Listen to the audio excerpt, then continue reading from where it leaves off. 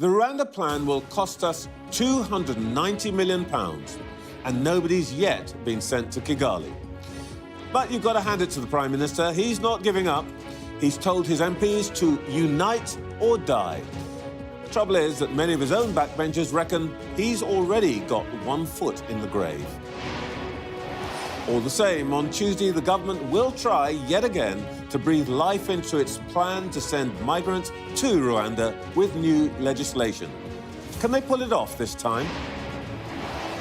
The Prime Minister also faces the COVID inquiry this week. Did his Eat Out to Help Out policy cost lives that should have been saved? Michael Gove is the Levelling Up Secretary, with all factions of the Conservative Party seemingly on the brink of all-out war again. We'll try to find out if the Rwanda bill will pass and what happens if it doesn't. And it's a good day to hear from Conservative big beast David Davis. We'll ask if he'll support the bill and what happens to the Prime Minister if his colleagues don't. Labour says it would scrap the Rwanda policy altogether. So how would the party stop the boats and bring down soaring legal migration too? We'll ask Shadow Work and Pension Secretary Liz Kendall. And with us throughout the morning, former Times journalist and Institute for Government Director Peter Riddell, the columnist and former Director of Policy for Prime Minister David Cameron, that's Camilla, Baroness Cavendish, and John McTernan, who was Director of Political Operations for Tony Blair.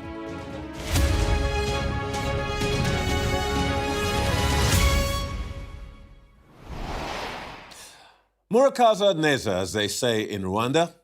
Welcome to Sunday Morning with Trevor Phillips. Boats bringing unwelcome visitors aren't a new thing for Britain. 1,000 years ago, we paid Danegeld to try to stop the Viking longships. It didn't work. In 1948, we sent a warship to intercept the Empire Windrush, bringing Caribbean voyagers to London. That didn't work either. I'm evidence of that. Some critics think the government's plan to stop the boats by sending migrants to Kigali is divisive, expensive, and unlikely to succeed. So far, the only departures for Rwanda we've seen are Home Secretary James Cleverly and his predecessors Suella Braverman and Priti Patel. And they all came straight back home. Many Tory MPs worry that even if the plan did somehow work legally, it still wouldn't shift many votes in their direction. Maybe Mr Sunak has a cunning plan that will succeed where all others have failed. A little earlier, I spoke to the Levelling Up and Housing Secretary, Michael Gove. I started by showing him a reminder of 13 years of Conservative words and delivery on legal net migration. We will reduce net migration from the hundreds of thousands to the tens of thousands. And immigration will be at levels our country can manage. No ifs, no buts. We're bringing down the numbers to sustainable levels. Net migration needs to come down radically from hundreds of thousands a year to just tens of thousands. Immigration benefits Britain, but it needs to be controlled, it needs to be fair. Britain does not need net migration in the hundreds of thousands every year. So work with us, not against us, and we'll better control immigration. Brexit must mean control of the number of people who come to Britain from Europe. What people want and what they will get is control of our own immigration system. But I am clear that our immigration system must change. Because our asylum system is fundamentally broken, and we have a responsibility to act. Our immigration system is broken, and we will fix it. Uncontrolled immigration creates unmanageable demands on our NHS and on our welfare state. We were too slow to recognise the scale of the problem, too unwilling to accept that our legal framework needed to be updated. Looking at the end of that graph, is this what you meant by taking back control after Brexit?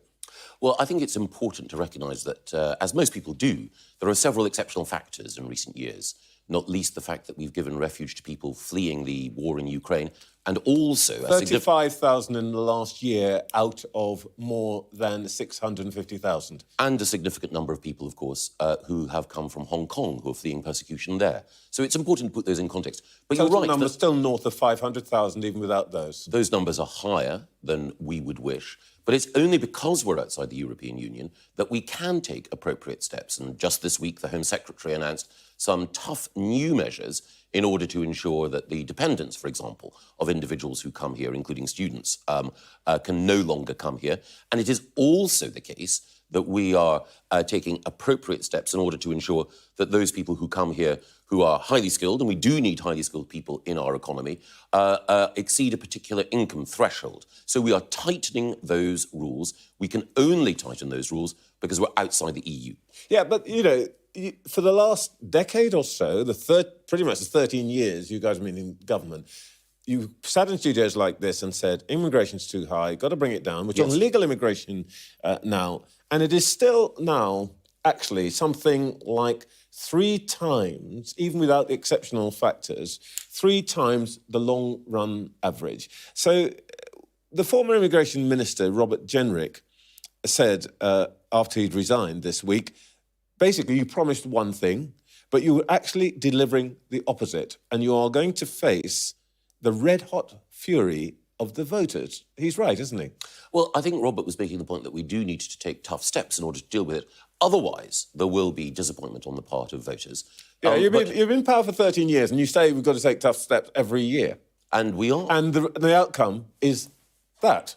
Look at that. I mean, as you know, Einstein said, you know, keep saying, doing the same thing and expecting to get a different result. Well, that's why we're doing things differently. So it is the case, public commentary will confirm this, that people recognise that these are pretty tough steps that we're taking on both legal and illegal migration. It's also the case that there are significant successes. We have seen in the course of the last year the number of people returned to Albania significantly increasing. That has brought the numbers of illegal migrants down. It's also the case that we've seen the number of people who are actually crossing the channel, illegal migration, down. Legal migration, you are absolutely right, also needs to be brought down, and that is why we're restricting the amount of people who can come here who are highly skilled. It's also why we're saying that dependents shouldn't be able to come here, that the taxpayer should not be subsidising migration. OK, let's talk about the thing that you think you've had a success with, which is illegal migration. And the Prime Minister's a relative success. I wouldn't want to boast, but I think it's important to get it in context. Good, OK. Michael Gove does not boast. The Prime Minister's focused his attention. You've got this legislation coming in on illegal migration and basically the Rwanda plan. Yes. Are you concerned that of the likely verdict of the Star Chamber assembled by the veteran backbencher Bill Cash, which appears to be going to say that this legislation will in itself be unlawful, but more importantly, will be unsuccessful? It won't do the job. Well, I'm looking forward to the Star Chamber's opinion, but it's already the case that the opinions are in from a variety of lawyers of distinction, including Lord Sumption, a former Supreme Court Justice, who's very clear that this is tough legislation, probably the toughest anti-immigration legislation ever introduced. Yeah, what Sumption says is it's lawful. He doesn't say it's going to work. Yes, he does. He's pretty clear, actually, that on the basis of this, the number of exceptions, the number of cases that individuals can bring, which won't be covered by this law as a block, is very, very small. And we already saw with a very similar arrangement that we entered into with Albania, that the overwhelming majority of people who came here from Albania have been returned. And it's pretty tough, actually, if you look at what we're saying. The particular cases that the Supreme Court identified in the past as reasons not to deport people, all of them are dealt with. So, of course, we'll look at what any colleague, and indeed any eminent lawyer says, but whether it's Jonathan Sumption or David Wolfson, they're pretty clear. This law is sound. Well, we could argue the law. Let's see what Mr. Cash, Sir Bill, I should say. Sir Bill Cash himself says. He says it's currently considering the Rwanda bill with a view to deciding if its wording is sufficiently watertight to meet the government's policy objectives. At present, it does not. That does not look like a bunch of MPs who are going to come along quietly and a lot of your backbenchers will be listening to Sybil because he has his following, and you need them to deliver the legislation. Yes, and I think the country needs us to deliver the legislation as well. But on the basis of this, you're not going to get your votes. Well, we will see. I know that Sybil was consulted during the course of the preparation of the bill, and the content of the bill reflects many of the wise things that he said about the importance of, for example, having a notwithstanding clause in order to assert Parliament's sovereignty. So we will see what Sybil and the Star Chamber say. We take seriously the views of colleagues, particularly eminent colleagues like Sybil, who have deep and profound legal experience. But we believe this bill is tough and robust. And more than that, you can read down the bill, compare it to the Supreme Court judgment, and you can see that this bill will ensure that all of the reasons that were used in the past to prevent people going to Rwanda are dealt with. I understand the purpose, but, we'll have to see. Let me ask you, in a way, a separate question about this. Of course. And it's a matter of perspective. In the last year, small boats crossing accounted for less than 4% of the annual 1.2 million immigrants who come to this country. Rwanda won't even take 200, according to the Home Office, and that's 1/6 of 1%. What is the point of spending so much energy on this scheme, which will have almost no impact on the overall problem that you say, you've acknowledged in this conversation, worries the voters?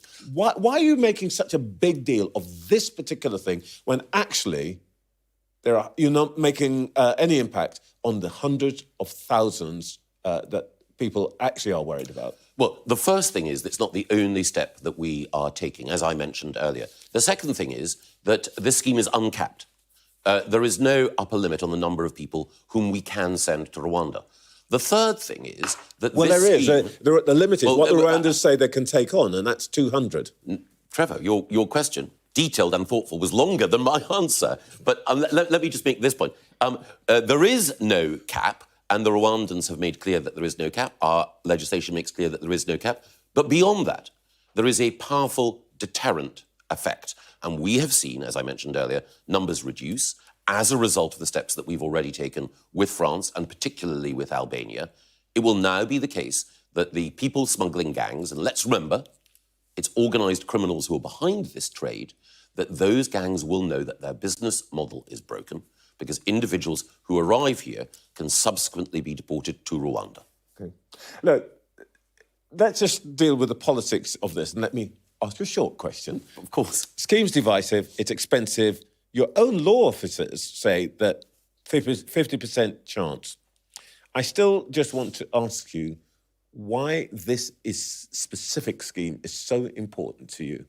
It's because we need to use all means at our disposal in order to deal with, as you quite rightly pointed out at the beginning of the programme, numbers of people coming to this country legally and illegally that the public consider to be, and I consider to be, too high. And therefore, we have a variety of different tools at our disposal.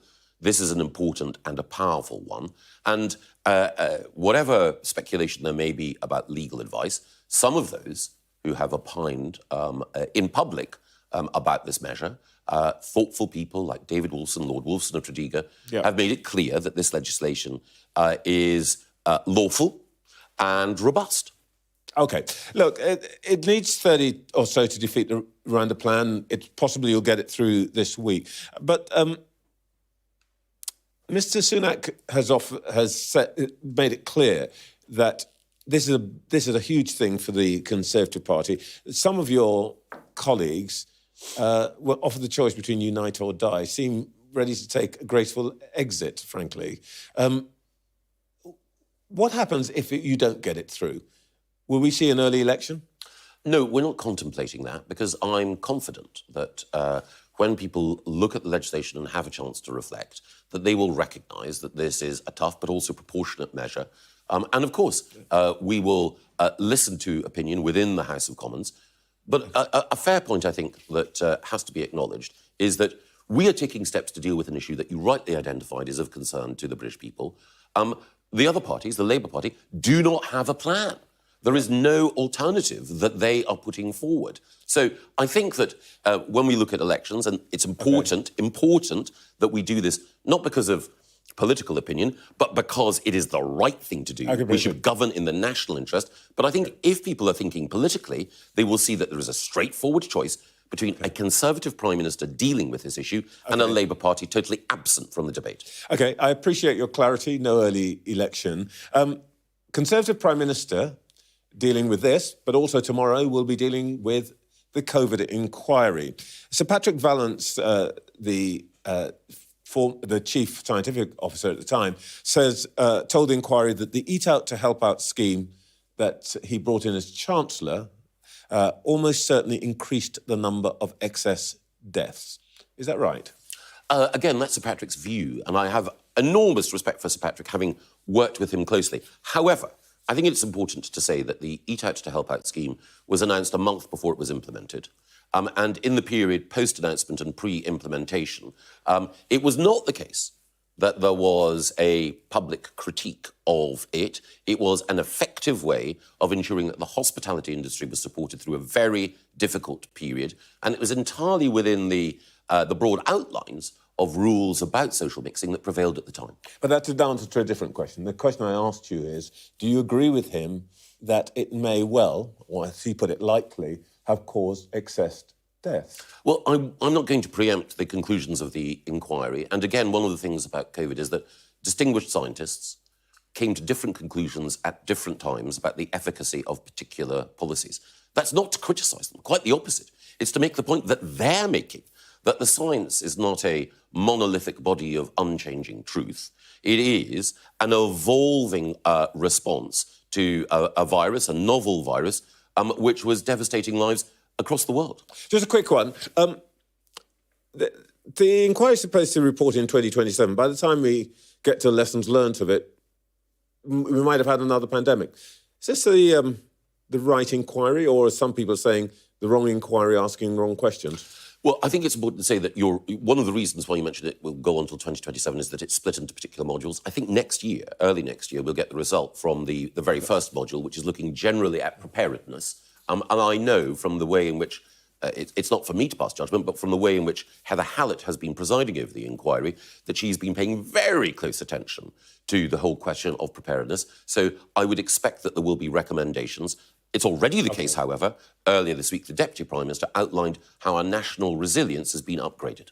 Can I ask you, and this is, for once, not a party political thing. You, like me, are a champion of civility in public life. And I want to show you something which came from Conservative Party headquarters earlier this year. Oh, yes. This is one of my BBC colleagues who was, as the Americans put it, flipping the bird off camera.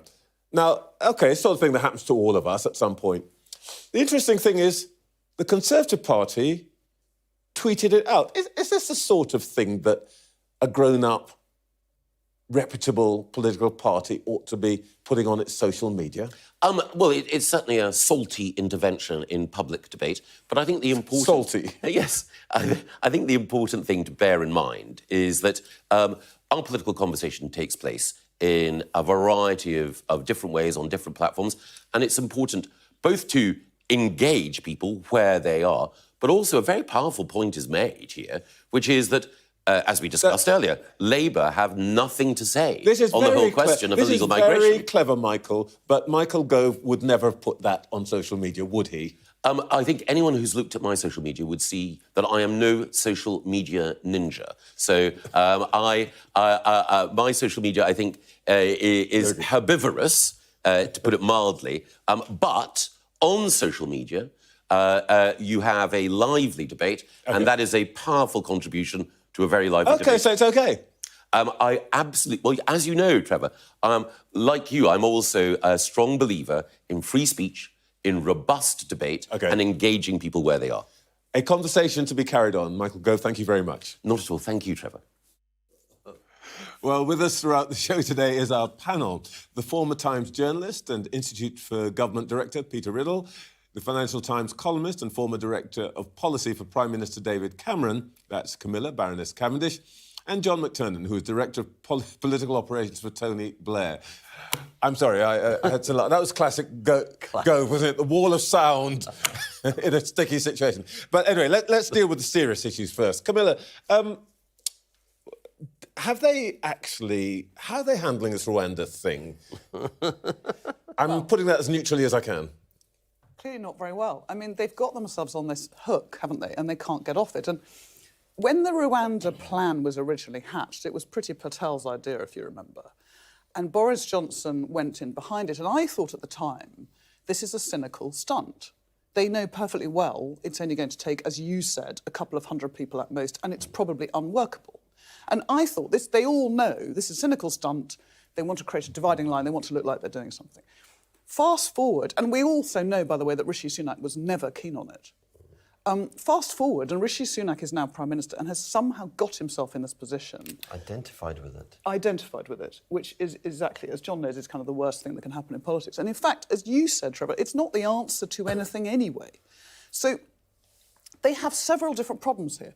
I mean, obviously, immigration is one of the top 3 issues for the public. It really matters. You're seeing that across the whole of Europe, and actually every European country at some point is probably going to have to look again at the ECHR, actually.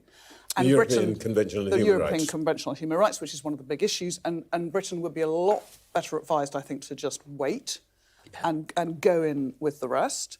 But you've also got this total breakdown within the Conservative Party of collective cabinet responsibility. So for Robert Jenrick to resign from the cabinet over this issue, it's just a shocking indictment of politics, and it's an indictment of him. If you're in the cabinet, round the table, you've been given a job, legislation. you go with the Prime Minister and you back the Prime Minister. And what somebody like Jenrick is signalling is, I'm really hoping now there's a new chance for me. John, we'll come back to the Conservative Party and so on in a moment. But I just want to talk the tactics of this. It seemed puzzling to me, John, because when Tuola Braverman resigned, I think most of the clever people were saying, this is a perfect moment, because Rishi Sunak can say this was her scheme, she's out of the door, and we'll push the scheme out of the door. But he's actually doubled down and embraced it with all of its problems. What's that all about? He's trebled down, like he's gone further.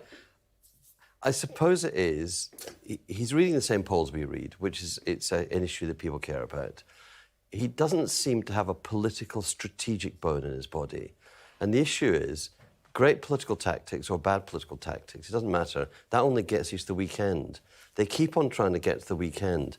If you have a strategy, you say, we're going to control legal migration and control illegal migration. In that context, I'd be going on, we've cut it by a third, we cut it by a third, we cut it by a third. Nobody in Europe's done the same. And who knows what they did in Albania? They went and they bribed the Albanian government. The gangs are all settled. They've filled their mouths with gold. Nobody's coming from Albania anymore. OK, don't talk about the gangs. Talk about the strategy. Where are the other sources? And if the other sources are there's nobody can come from Afghanistan legally, sort out a legal way for our people to come from Afghanistan from the Taliban. Peter? Yeah, well, I was puzzled too, because watching Rishi Sunak on Thursday do his press conference, he could have done it a completely different way. Because what he said was, we're doing quite well. The number of boat people is reduced by a third this year. We're processing asylum very well. He could have said, that's going very well indeed, and we need to make more progress. Instead of, as John said, trebling down on the bill, which has got political problems, enormous political problems, either on Tuesday on second reading or later after Christmas, and it's got legal questions from both sides. I mean, both the alleged Star Chamber and from the other side questioning it. And the One Nation group. Yeah, the One Nation group. And so you've got both sides questioning the legality of it. So it's uncertain. And even if you got it through the Commons and Lords, you've still got those questions. So why do that? And also, as Camilla's pointing out, it's going to be a tiny number of people overall compared with the 30,000 or whatever, let alone the bigger numbers. So that puzzled me.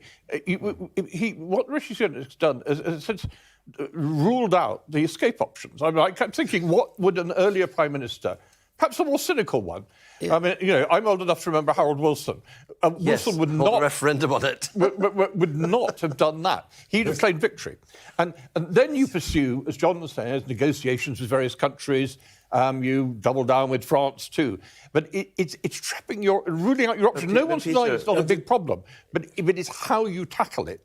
And you tackle it not in a way which I can't see how it's conceivably possible, apart from saying we've passed the bill, to claim success by the general election. I have a small favourite fun fact about this, which is that the number of boat crossings is down a third. Yeah. But interestingly, the number of people landing is just down 16%, about 1/7. What's actually happening is there are fewer boats, but they've got themselves some bigger boats. Yeah. The average number in a boat now is 48, as opposed to 37 last year. It's a developing business model. But to go back to the politics of this, to echo what Peter's saying, it's meant to be a wedge issue.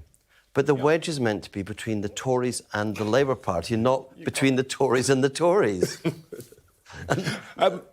Let's say that takes us on, Camilla, to the Conservative Party itself. We're seeing the resurgence, the European Research Group, let's call it the Spartan Brexiteers, re-emerging in another guise. Yeah. Is this going to be a continuing problem for the Conservative Party? Well, I mean, it was for a long time. So if you remember, David Cameron was able to keep those people out of the tent under the coalition because he had a very stable, very successful coalition with the Liberal Democrats. And to be quite honest, people like Sir William Cash were extremely resentful of the fact that they were not actually listened to because they became, they were on the extremes.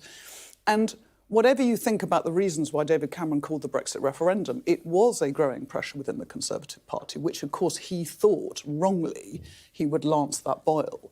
But as you asked Michael Gove, Trevor, earlier on, you said we were taking back control. Most people in this country thought that would mean less immigration. Why have we got more immigration? Of course, he couldn't answer that question. And a lot of people in this country, I think, have this sort of sense that we've somehow swapped dogged Polish Eastern Europeans who were, in many cases, extremely skilled, by the way, and have given a huge amount to this country, for a whole lot of other people that they're not quite sure who they are. Yeah. And actually, the Brexiteers' kind of arrogance, as you say, the Spartan, I think they have become a cult. I think they are unable to acknowledge any mistakes. It is weird. They've shut off the Europeans, and what they've got is lots of Nigerians and Indians. Anyway, it's coming up to 9 o'clock. You're watching Sunday Morning with Trevor Phillips. In the last hour, the Levelling Up Secretary has told this programme that the Prime Minister's emergency Rwanda legislation is tough and robust, but government will take seriously the views of his colleagues in Parliament. Michael Gove said that if the bill did not pass, they're not considering an early election. Well, there's still plenty to come. We'll hear from our panel throughout the next hour. In just a moment, we'll hear from Conservative grandee and former Brexit Secretary and Party Chair David Davis, and Labour's Shadow Work and Pension Secretary, Liz Kendall. Now, at a time like this, with the Conservative Party once again at war with itself and another Prime Minister's position at risk, you do need to hear from a Tory big beast, and I can speak to one now, former Brexit Secretary and Party Chair, David Davis. Good morning, Mr. Davis. I do love being introduced as a grandee this time of the morning. I don't feel like one. Well, maybe it's something to do with our age, David. Happy birthday in a couple of weeks' time. Now, on Tuesday, what are you going to do? Are you going to vote for or against the government's Rwanda legislation? Oh, for the legislation. I mean, I don't know what Michael Gove said to you, but the legislation is about the toughest immigration legislation I've ever seen, in truth. And I actually think the Prime Minister's right that it can't go any further for reasons I can explain if you want. But and he has to take a grip of this. I mean, I am, as you well know, Trevor, I'm pretty much the last man standing in the House of Commons when it comes to human rights matters. But something's gone wrong in the asylum system. I mean, you want to measure a bit on Braverman's watch. 55% of Albanians were being cleared for asylum. Well, it's sort of daft, It's Albania is not a dangerous country in that sense. So there was something wrong. He had to do something, and I think this is just about the only optimal point in handling this issue of the cross-channel boats. That's interesting. Do you blame Suella Braverman for essentially not making something change while she was there? I think the department, look, the Home Office has for as long as I can remember, had a bad reputation, often from the Home Secretary. I remember one Home Secretary arriving on the doorstep and saying, this department's not fit for purpose. That was John Reid, the Labour Home Secretary. It was John Reid, that's right. And it's had problems all along the way, partly because it's got really difficult problems to deal with. But I don't see much sign, bluntly, of Suella improving anything while she was there. I mean, it's a tough job, don't kid ourselves. But it's all very well for her to come along and blame everybody else now. She's been in charge of this department for well over a year, and it didn't improve. So there's actions had to be taken, and the actions have now been taken, or are in the process of being taken. And I actually think that this is a really hard piece of law, but it's based on it's literally written from the decision of the Supreme Court. I mean, which is probably the only way to write asylum law these days, right around the Supreme Court. Okay. And we've got what we have.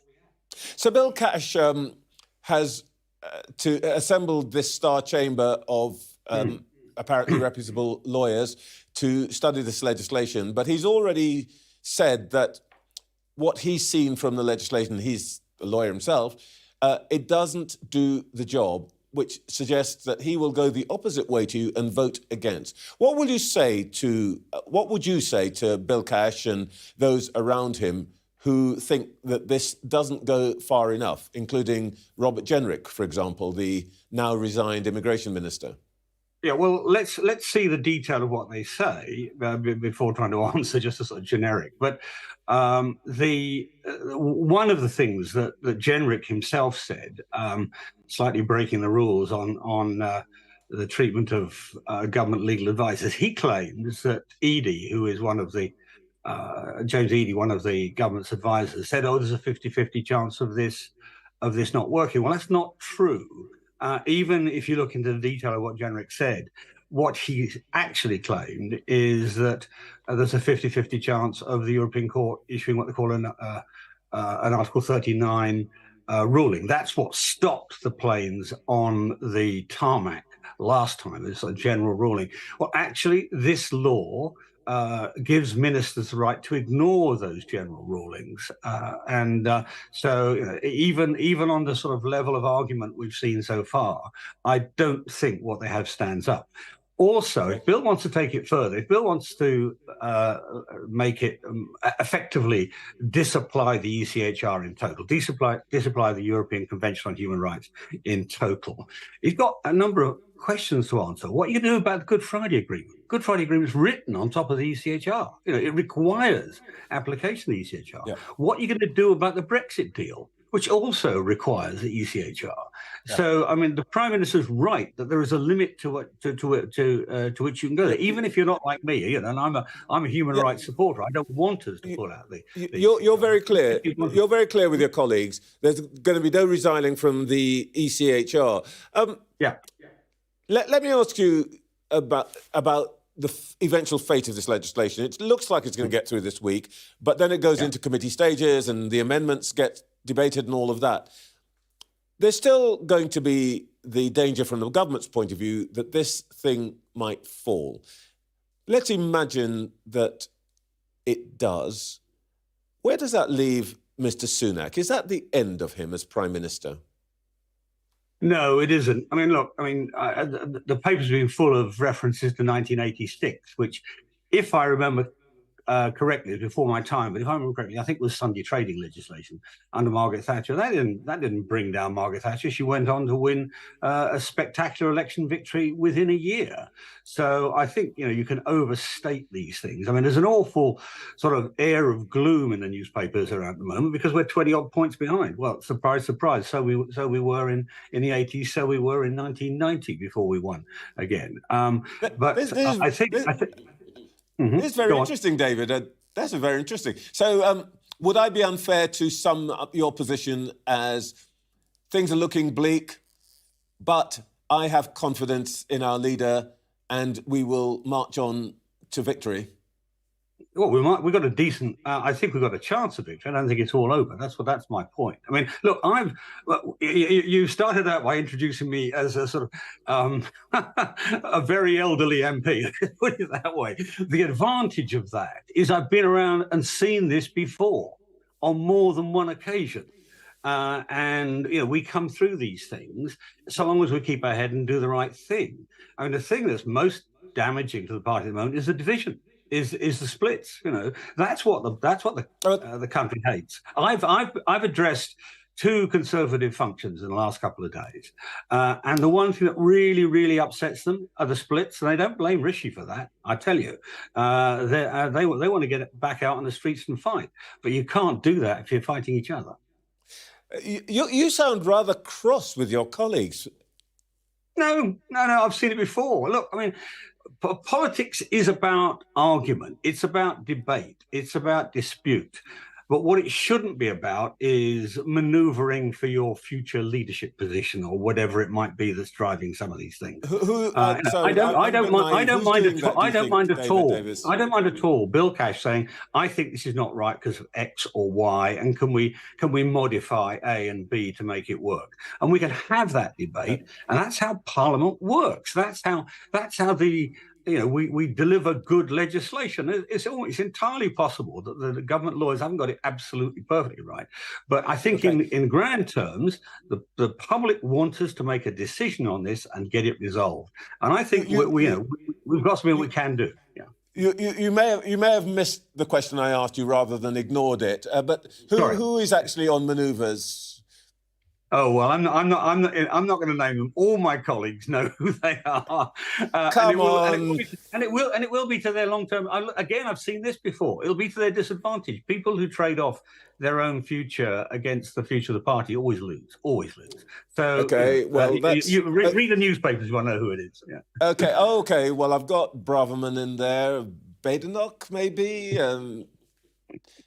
You're not saying no. Okay. There's a list. Let's deal with this because of course you're a grand figure now, but of course you are a bit of a serial troublemaker yourself. You resigned your seat on civil liberties grounds and won it back and so on. But seriously, what is your advice to Rishi Sunak about dealing with this kind of rebellion? What should he be doing now? Well, firstly, you do have to talk to them. I mean, you mustn't just dismiss rebellions. The whole point of Parliament, as I say, is debate and discussion and getting it right. But broadly speaking, I think he's got the legislation in about the right place.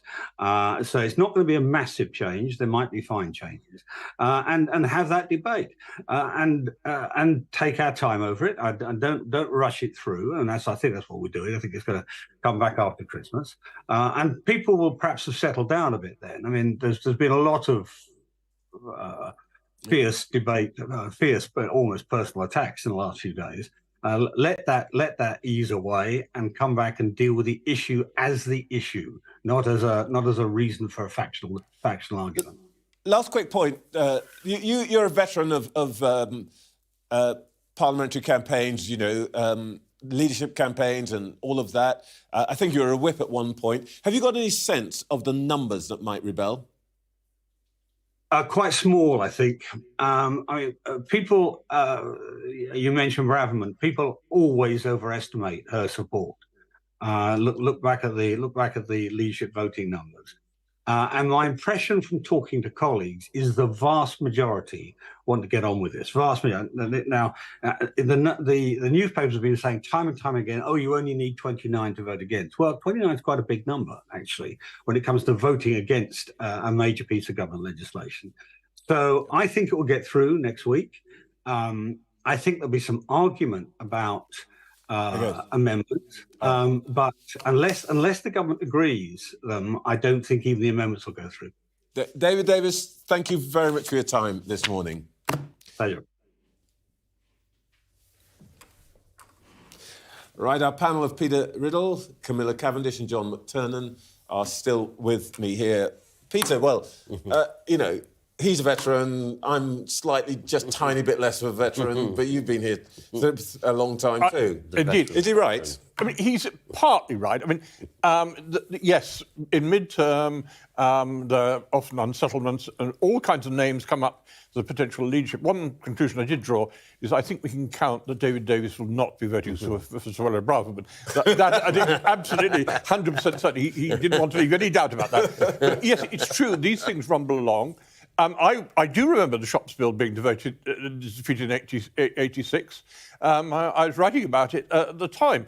But that was a kind of one-off thing. It was slightly different from this, which has become, as we discussed earlier, that Rishi Sunak has made it the be-all and end-all. Actually, I agree with David Davis. There's a very interesting problem for the Build Cash Brigade on the right, is when do they try and defeat the government? Because their maximum time is Tuesday on second reading. Because later on committee and report, they won't get Labour support. Because the amendments they want to do is to toughen it up. Now, Labour's not, and the Lib Dems and the Scott Nats are not going to vote for that. They will vote against the second reading. But there's a very interesting calculation. Will they have enough votes with the various opposition parties to defeat?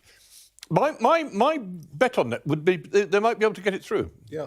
Camilla, I mean, the sense I got from David Davis is one of mild patrician irritation with some members of his party. And I think the serious thing here is, I suspect if he feels that, it's because the Conservative Party in Parliament is projecting a sense of chaos and ungovernability. And when you were in Number 10, there were hints of that, but never quite, presumably, at this level. Not at this level at all. And I think what David Davis was saying is the public see that. He was, I think, suggesting that Conservative Party members are worried about that. I wouldn't say that's what the past few years have shown. I mean, the past few years have suggested that the handful of people who remain members of the Conservative Party in this country are really quite in favour of voting for, pretty much anyone who comes along and stirring the pot again. So a lot of MPs who are very worried about their seats at the next election will be hearing from their members. And so actually the role of the members in this becomes really quite important. John, looking at it from the Labour benches, they must be laughing their heads off. No. There's obviously, you take delight in your opponents being in such disarray. But the issue for Labour, and for me really, I feel this deeply, every decision about the future of the country at the moment is being discussed in terms of the Conservative Party interest. Does this wedge the Labour Party, like the oil and gas? Nothing's ever, is it in the national interest? And national interest is I'm a veteran too, and I remember the end of the John Major government. John Major was a steward of this country. He wanted to win. He didn't win. He put in place the building blocks, the Northern Ireland peace process. Rishi Sunak will be remembered for this thing which wasn't his, and whether he does it or doesn't do it is still 200 people. It's not a solution, and it's not and in the end, it goes to, it's a terrible thing that with so many issues facing the country, cost of living, NHS, crime, climate change, we've got this soap opera going on. And I think that's what's sad about it. Labour's benefiting, but we're not laughing. Just very briefly, before we leave the Conservative Party, what impact do you think Lord Cameron coming back will have, your old boss?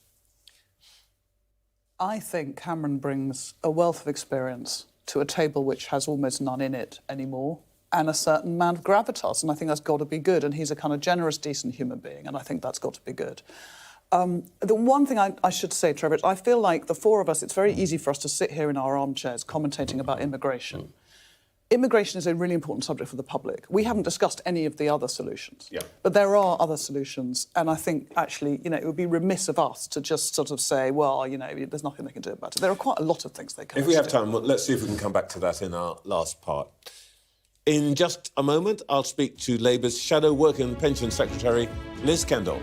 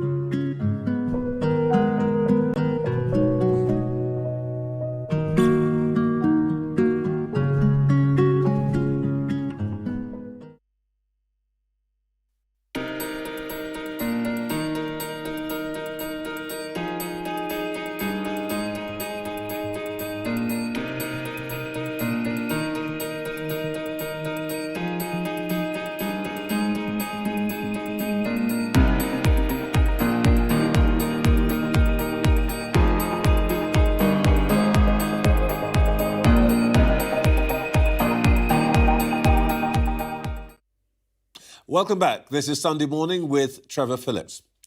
Let's turn to Labour now. Whilst the Tories are once again at war with themselves, there are still questions for the party that looks likely to form the next government. It says it would scrap the Rwanda policy. So what would Labour do about the small boats and soaring legal migration? A little earlier, I spoke to the Shadow Work and Pension Secretary, Liz Kendall. Liz Kendall, we know that Labour is not going to vote for any version of the Rwanda plan. Now, we've given Kigali about £290 million. If Labour comes to power, will you ask for the money back? Well, we want to use the money spent on Rwanda to have a different plan that actually works. And the problem is we have seen the government spend months and months on a plan going round and round in circles. You all know this is the third bill in 18 months. The first one didn't work. The second one hasn't even been brought into play.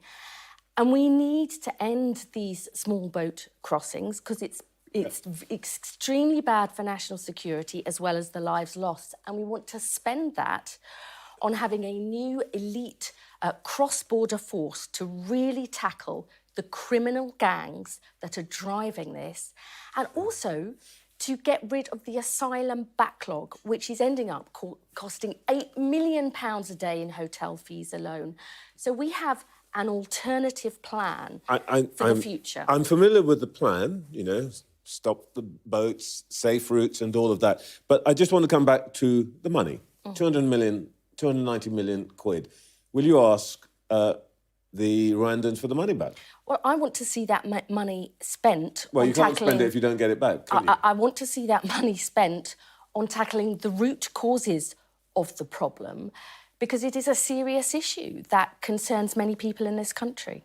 Yeah, but what I'm trying to get at is what you would do, because I can see the ambition, speed things up, get a better relation with the EU, but you're going to need money to do all of this. And your Shadow Chancellor comes in and tells me we're not spending any money on anything. So how are you going to do this? Well, I would like to see that money being spent on a proper alternative, And you say, I'm under no illusions about how difficult this whole issue of illegal immigration is going to be. But there is a different approach. That tackles those networks and supply chains of those criminal gangs who are making millions out of this. And it actually puts into place... But you're telling me what's wrong. And when you say you're going to tackle those networks, what actually does that constitute? What are you going to do? Send the SAS? What are you going to do? No, it's about setting up a specific elite cross-border unit to work with other countries to identify the supply routes, the networks, to deal with the money that these criminal gangs are making, and even simple things like where are they getting the equipment, and really dealing with those problems. Now that won't happen overnight. What you're telling me is what the government currently is doing. What you seem to be saying is you'll do it a bit better. No, they are not doing this. And we've said we will treble the number of people working on these issues. They will have that specific, relentless focus. And they are certainly not, Trevor, getting the asylum backlog down. We've got 56,000 people in hotels at the moment, costing £8 million a day. And we want to have a new focus with much more specialist people working up to get the asylum backlog down. Here's the point. You say you're going to treble the number of people. You're now talking about thousands working on this topic. Where's the money coming from? Well, we've said we'll scrap the Rwanda scheme. We suddenly hear today, Trevor. You still aren't telling me that you're going to call up the Rwandans and ask for the money back. When you are spending £8 million on hotels for asylum seekers a day, do you not think that there is a better way that money could be spent? And I know, as someone who deals with a lot of immigration cases, that you need specialist people working in this to really drive those backlogs down. Indeed. Well, you're a Leicester MP. Your constituency has historically had a high level of migration, legal migration. Now, that's another arm of this topic. The Home Secretary has just unveiled a 5-point plan, which he says is going to cut the legal migration numbers, 750,000 thereabout, by 300,000. Do you agree with his plan? And would you keep I think keep the it? fundamental flaw in the government's approach is that they haven't dealt with the key issue of skill shortages and But I want to come to all of that. But, no, but would you keep Trevor, Mr. Cleverly's plan, which includes stopping dependence, raising the threshold at which work visas are granted, and so on? So we have been calling for some while for the salary threshold to be increased and for the government to get rid of the 20% discount they've had.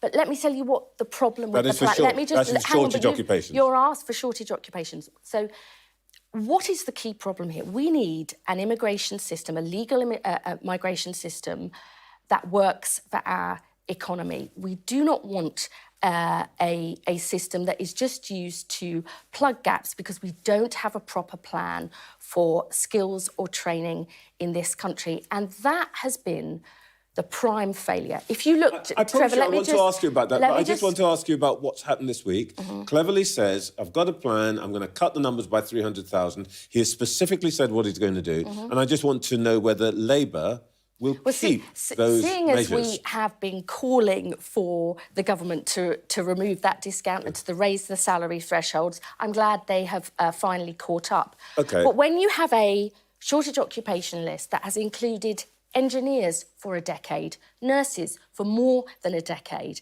that they've only just put bricklayers, other construction workers on it only 4 months ago. I mean, anybody who knows anything about building in this country knows we've had that shortage.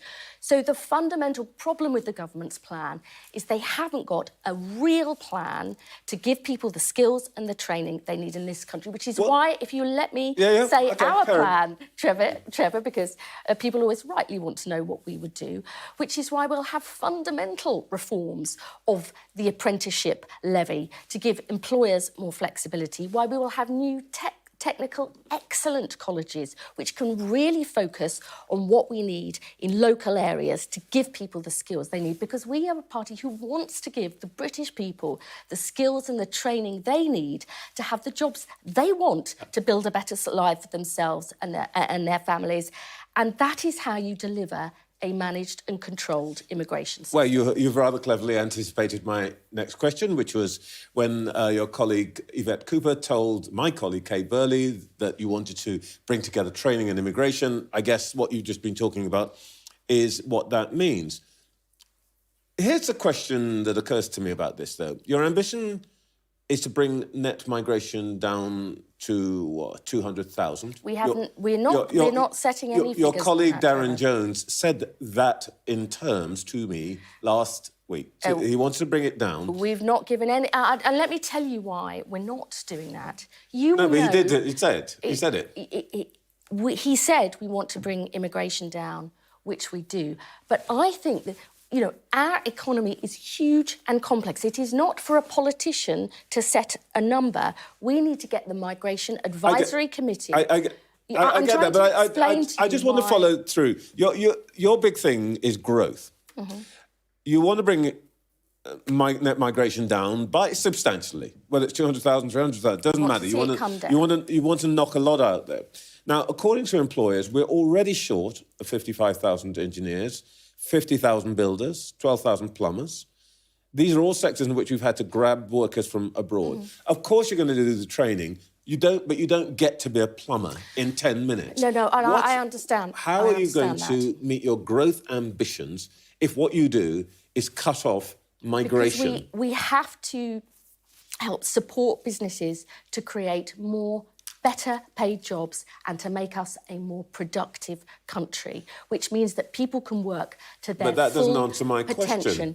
It does answer the question about how that's 50,000 builders. We haven't got the 55,000 engineers. We are going to import them.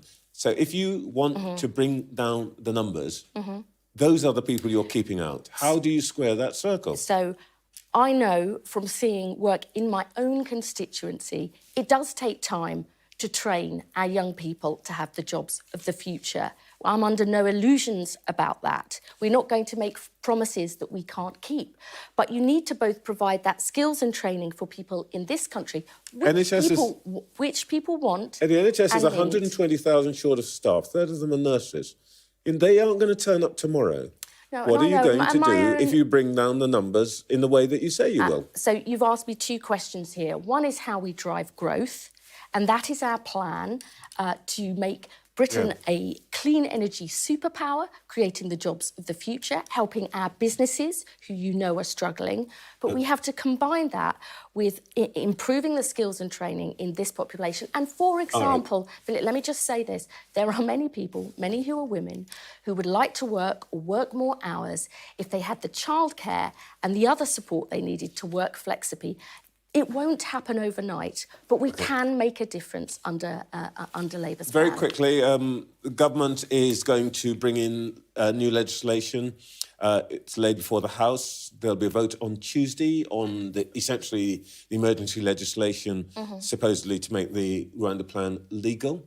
You're going to vote against it. If the government loses, will you call a vote of no confidence? They're not going to lose. I think he will get through quite comfortably on this, because why would a Tory MP signal such a lack of confidence in their Prime Minister? They don't want an election because they're worried they'll lose their seat. He'll get this through comfortably. Ms Kendall, thank you very much. Our panel, Peter Riddle, John McDermott and Camilla Cavendish are with me again. John, I think I'm still a little bit puzzled about where Labour is on this. The central thing for Labour is growth. Growth, you've got to have people to do the jobs, but they are also saying we need to get rid of 300,000 who actually do jobs. Were you any clearer from that conversation? I thought Liz has ever put her finger on it, which is politicians shouldn't grab an arbitrary figure and say that's the right thing for us to do. We have an economy and we have an advisory committee, the Migration Advisory Committee. Jenrick, when he was advising cleverly, the two of them snatched the figure on income out of the air. They excluded some areas, included other areas of occupation. You need to actually have an approach that marries, as Liz said, our ambitions for growth. A lot of those are investment and capital investment in the Green Prosperity Plan. Some of those are about skilling up, and that is about having a plan for skills. And some of it is about making sure, as I'm sure we're going to talk about now, that we have a way that we can provide essential public services. So what was excluded? Health and social care. What's an issue in social care? It's not the wages that you pay to people in social care, or even the respect that people are given, or the supply. It's the fact that the government control the price of the labour by controlling the price of what is paid for a place in social care. And so there is just in one area, social care, where we all agree there's growing need, growing demand on dementia care. There's a need for people to fill those posts, but when a supermarket can pay you more than social care, it's up to the government to raise the amount of money that social care providers have. I can't see a way around that myself. Were you persuaded, Peter? I wasn't persuaded, but I think what Liz Kendall was saying is you've got to have a matching policy. You've got to have training, you've got to look at the finances of social care and the other public services at the same time as immigration. The problem with last week's statement was it was just one side of it all. It was saying we can reduce the numbers, almost ignoring the knock-on effects. So people were getting up and saying we want a high-wage economy. Fine, but what's that mean for the finances of old people's homes? And some have already said they're going to close, and who's going to pay the extra money? I mean, it'd be interesting to see, are people willing to accept that older people are going to have to sell their houses, which they probably will, to finance elderly care, or the state picks up the money, and we all know the fiscal pressure. So I think Liz Kendall was identifying the right problem. You've got to have a wider policy, which is also recognising the implications for tax, for spending, and also for better off people, people of my generation, and what they do with their assets to finance care. Camilla, this is a territory in which you are an expert, health and social care and so on. Were you hearing an answer to that dilemma there? No, I mean, she didn't even mention social care. I mean, John mentioned it. So it's very complex. The Boris Johnson said he would fix social care, and he did do a lot of work on it, to be fair, but absolutely nothing has happened because, as Peter alluded to, the politics are very, very difficult. The truth is that there is a group, I'm afraid, of elderly people and those of us who are getting older who are probably going to have to accept, as Peter said, that we will have to sell our homes to pay for care, and a lot of people who are richer already do. That is a hugely difficult political sell, and it's one of the reasons why Theresa May had to back away from it in 2017. It is not something you put in a manifesto. I suspect it's something you have to deal with later on. But on nursing, just for a moment, you know, there are huge issues. We are losing a lot of people from nursing. So if you just keep trying to train... this thing about a plan for skills and training, every government has a plan for skills and training. I'm really sorry. There are there's huge amounts of money spent on skills and training. We train people up, nurses get a university degree, and a great many of them leave. The question is why? It's to do with respect, it's to do with morale, it's to do with the failures in the system. And unfortunately, quite a lot of them are buzzing off to Australia and New Zealand. Well, the junior doctors are certainly going to Australia and New Zealand, and some of them are coming back. So, I mean, sorry, it's a long answer to the question, but it's not, I'm afraid, you can't just fix it with training, which is the easiest thing for an opposition to say. But childcare does help too. The government has already announced... OK, guys, we've got to go to a break now, pay the bills. In just a moment, with politicians in the jungle, we'll have a chat with a couple who know their way around reality TV, Neil and Christine Hamilton.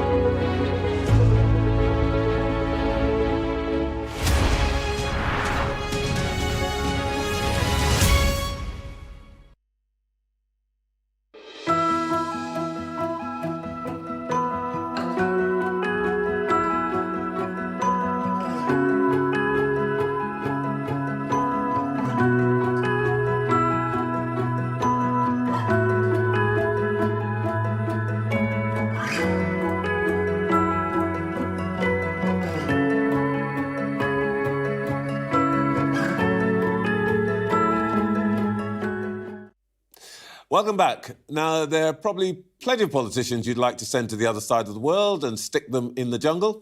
A certain Nigel Farage is about to end his stay in Australia on the reality show I'm a Celebrity, Get Me Out of Here. There are a few Conservatives who may be worried about what he might do next when he's back. The Reform Party he helped to found is doing pretty well in the polls. Here are two people who know a bit about both reality TV and the Tory party. Former Tory MP and now leader of UKIP, Neil Hamilton, and his wife, the broadcaster Christine. Good morning to both of you. Morning, Trevor. Morning, Trevor. Neil, Reform is at 10% plus in the polls. That is Mr Farage's party, which is led by Mr Richard Tice. But you're still with UKIP. What are they doing that you aren't that's making them so successful? Well, they are the receptacle for the protest votes from disgruntled Tories. Obviously, they've got a very strong brand because it's Nigel. I mean, Reform isn't a political party in the normal sense because you can't join it. You can send them money, but you don't get any membership rights as a result of doing that. It's actually it's a limited company owned by Nigel Farage. So, if you want to participate in politics, then Reform wouldn't be the natural vehicle for that. And, that's proved by the fact that in 2019, Nigel unilaterally decided to stand down 300-odd candidates to give Boris Johnson his 80-seat majority. And that caused a lot of disgruntlement amongst their own candidates who had put a lot of money and effort into their own incipient campaigns, of which they were ultimately deprived. So it just happens to be the fact that Nigel is a very, very strong brand, and obviously his appearance on I'm a Celebrity will have done nothing to undermine that, quite the opposite. But, UKIP has a full range of policies. It's only a short while ago that Richard Tice wouldn't talk about immigration because he regarded it as too UKIP-y. Well, UKIP is still in business, and we don't obviously have the reach that Reform UK has, because we don't have Nigel. But we still have a part to play, and I think we've got messages that need to be put across. Christian, I'm going to come to ask you about I'm a Celebrity in a second, but Neil, you mentioned Nigel Farage, I think 4 times in that answer. Have you not forgiven him? Oh, I don't in any way have to forgive Nigel for anything.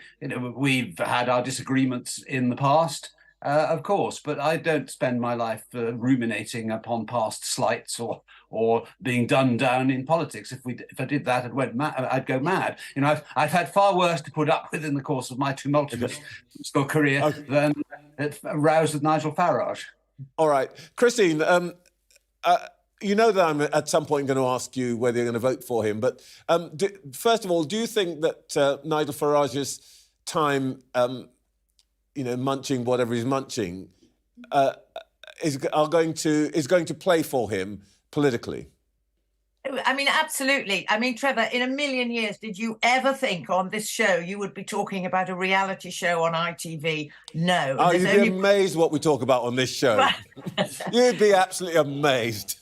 There is There's only one reason why you're talking about it, and indeed, to be honest, why I'm watching it. I wouldn't be watching otherwise. I had to watch last year because of Matt Hancock. But yes, I think Nigel's done himself an absolute power of good. Those who really hate him will still hate him. And what they will find most frustrating is that they can't vote him out because it's positive voting. You have to vote for someone to stay in. So they'll be gnashing their teeth, wondering who the hell they do vote for to try and keep Nigel from winning. But no, I think he's come across as normal, which I don't think people thought he was. Well, as normal as any well-known politician can be, I suppose. But do you know, Trevor, I found exactly the same. I was in the 2002, the very original one. Here's the hat to prove it. And people went on, watched that, thinking that this awful, dreadful woman, they suddenly realised that, shock horror, I was a normal human being. I was actually quite nice. I was fun. And people will have had that same realisation with Nigel. And my stock went up hugely as a result of the programme, and I'm sure his will. How he stuck it out, I don't know, because there is acres of boredom, and those people are not. Yes, go on. Christine, we slightly missed the hat because we were running some pictures of Nigel and some reptiles. But thank you, you've got the hat. No, leave it on. We love the hat. It's shrunk a bit. And I'm recovering from the snakes, but also the description of Nigel Farage as normal. Are you both going to be voting for him tonight? Of course. Neil, are you voting for him? Oh, Christine will be voting for me. Because she's the best one at working with computer. Oh dear. But no, okay, I mean, thank you both very much indeed. I suspect we're not going to be hearing the last of Mr. Farage. Oh, you certainly won't be hearing the last of him. But whether he's going to come back into mainstream politics, I think it is a much more difficult question to answer. You know, he stood 7 times and lost, and I think with the first past the post electoral system, he doesn't see this as an easy win. All right. Thank you both very much indeed. Bye. Bye. Well, in just a moment, we'll hear once again from our panel.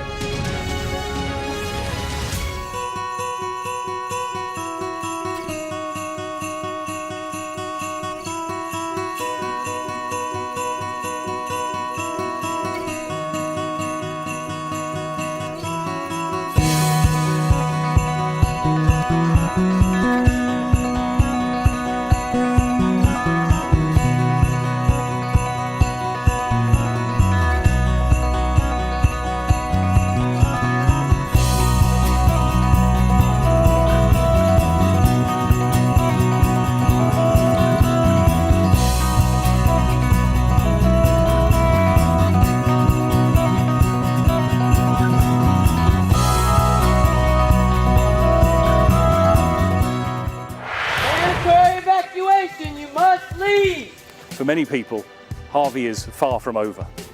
Christchurch has been changed forever by what happened here. There was a river of blood coming out of the mosque. That's a scene that you don't forget. Ida has certainly left its mark on New Orleans. It just feels heartbreaking. We help you understand the world with us. We are standing on the supply line right into the heart of America's opioid crisis.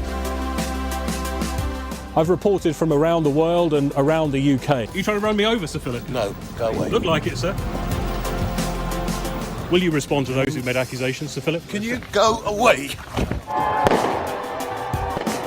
Joe Biden knows the celebrations are over, and this is a country in crisis. You don't want to be remembered this way. You always want to be remembered as something positive. It is almost impossible to predict where these fires will go next. This gives you an idea of the strength of those winds, strong enough to bend and twist metal. Do you regret the tweet, Gary? There's no sign, publicly at least, of either side being willing to give ground. How do you reassure the public that all of these mistakes wouldn't be made again? I'm Greg Milam, and I'm Sky's Chief North of England correspondent.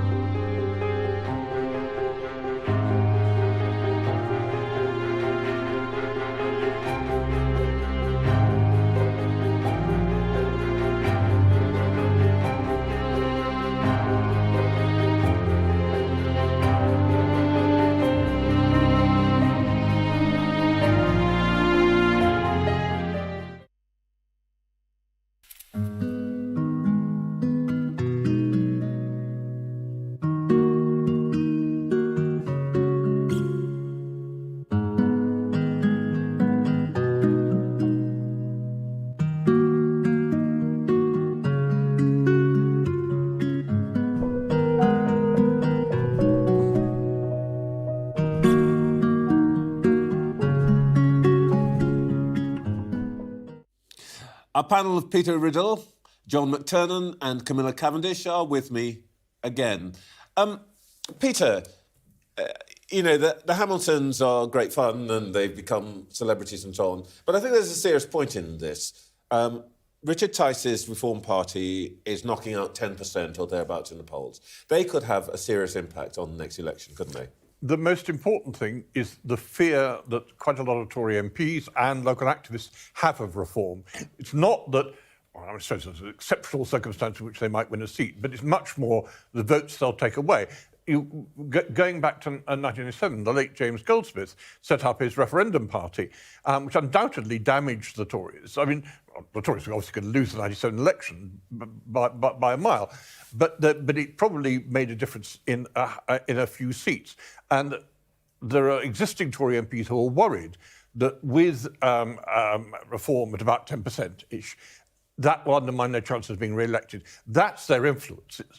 And that's why, and that will inform the debate on immigration, the vote on the Rwanda bill, and so on and so forth. That's where the power comes from, the threat. And also, as was quite clear from the Hamiltons, you know, and we know that Nigel Farage has got star appeal. People have heard of him. He's not a neutral figure in any sense. And that is that appeal, and that's what frightens quite a lot of Tory MPs. Camilla, you were, I guess, right in the middle of all of this and the Farageist surge, let's call it, pre-Brexit referendum. What does that feel like, having Nigel Farage sitting there at your shoulder? Well, I've been on programmes with him, and when she says he's normal, you do know what she means, right? I mean, there are politicians who sort of speak human and they have a beer, and it is an antidote to what I'm afraid I think has become this very technocratic, robotic politics. And I think there's a really worrying cynicism now in this country, which is all politicians are the same. You know, they're all out for themselves. John said it earlier, that everything is looked at by the media through a political lens. Now, very often, we all know ministers and MPs who are actually trying to do the right thing. You would not know that from reading the media. So there is a danger in somebody who is so plausible and seems normal. And that is, as Peter says, why Conservatives are panicked, because they're not feeling the stable leadership they should be getting. Camilla's right to say there's a lot of talk about process and a very little talk about purpose. And so we end up talking about, will the bill get through, will this and that? You talked to Liz about what Labour's policy position was. At the heart of this, there are elderly women with dementia in care homes who don't have staff. And if you don't come back to purpose, what is the purpose of being in politics? The purpose of being in politics is to look after each other, and particularly the most frail and the least independent people in our country. And the more we talk about process, the less we talk about purpose. And I think it lowers the discourse, it makes people cynical. And I think communicating is really important. I think Farage communicates in a really important way. But he should take his win and do something else. But there is an important point from what Peter said for the centre-right, because you're seeing right across Europe, centre-right parties essentially collapsing or being eclipsed. It's happening in Sweden, it's happening in France, it's happening to some extent in Germany, it's happening in Italy, that the centre-right party, the equivalent of our kind of mainstream Conservative, have been swept away by this kind of tide. Well, that is the worry. I mean, also the Netherlands, I mean, most vividly, with what's happening there and the formation of a coalition there. So I think, yes, they are worried about that. And to see that, and one looks ahead of what's going to happen in the French presidential elections in a couple of years' time. And so I think that is a worry, and that is leading to what was now seeing in the Conservative Party. And of course, John's right. Well, indeed. It's moving away from what people's everyday lives, their experiences post-COVID, and so on and so forth. And the underlying issues and process and the arguments over the personalities can get too dominant. Well, let's have a look at something, because this expresses it perfectly, I think. This is a regular poll done by the Conservative Home website of the Conservative Party's members and activists, and who they like and who they don't like. And what I think is really interesting about this, which tells you something about the kind of anxiety that you've referred to, previously, James Cleverly was up at number one. He is now apparently 22nd in favourability. He's lost something like 60% of the votes that he had previously. I mean, Rishi Sunak is way down there. But it's really striking how febrile the atmosphere is within the Conservative tribe. Well, it's also true that people prefer people they don't know. Right, so I mean, look at all these people. You know, the longer you've been in politics and the more experienced you are, the more people are like to say, oh, God, we know him, we've had him already, right? So you have to be really careful about this. I mean, on the broader international front, you know, people are voting against incumbents. That's why Trump may win in America, not just because of a sort of centre-right movement, but because people are increasingly depressed that politics is not providing for them, and they are voting against incumbent governments. I mean, I wouldn't overdo that. I actually like Kemi a lot, but I just never know. This is a snapshot of people, a handful of people in this country. What does it really tell us? If I was a Tory, I'd be pleased to see this, and the reason is Kemi Badenoch is not a finished politician yet. She's a work in progress. But what you see with Kemi is she doesn't go to the immediate obvious position. She actually is working her way through politics. She's got a fresh... Her writing in the leadership campaign, I read it and I was interested. I don't agree with the things she says, but her arguments were constructed in a way you want to follow through, you want to see where she'll become. And I think it's going to need a clean break for the Conservative Party. This is a point about authenticity you made. Yeah. Before we wrap for today, we should talk about actual business of government and things that, I won't say that the things we've been discussing don't matter, but the things that most people think about every day. And the big thing that's coming up this week will be the COVID inquiry, which matters to every one of us. What should we learn? Peter, you've been following this. You ran the Institute for Government, which is the big think tank about essentially the functioning of government. Do you think we're going to learn anything from this inquiry? I think we will learn. The trouble is the structure of the inquiry, because it's divided into segments. We've had the preparations, we're now on the process, and later on we're going to have looking at care homes, looking, for example, at the vaccination programme. But that's not the way it appears to people. People see a slice of, say, Boris Johnson last week, Rishi Sunak tomorrow giving evidence.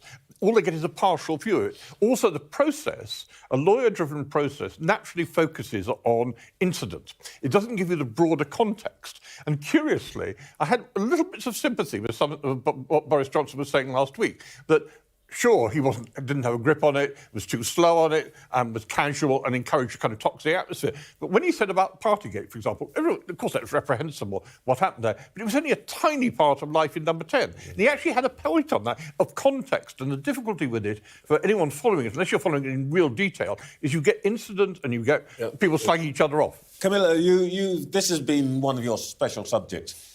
We've only got about 30 seconds. Yep.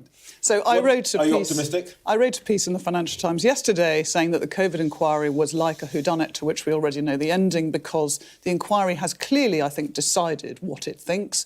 It's not asking the right questions. It's going to cost the country a fortune. It's going to last till 2026 at the earliest. And it is a gravy train for lawyers, as Peter says. And I'm sorry, but it is obsessed with trivia when there are really, really serious issues to be unearthed. It's never trivial when you find out how chaotic No, the centre of our government was. To dwell on that. No, That's no, not no, the no. only thing It is that matters. for me a lesson to be learnt is how do you protect Number 10. And we are appropriately ending on disputation and chaos. That's it from us this week. Sunday Morning with Trevor Phillips. Politics Hub is on every evening from tomorrow to Thursday with Sophie Reid, 7 p.m. on Sky News. Thanks for being with us.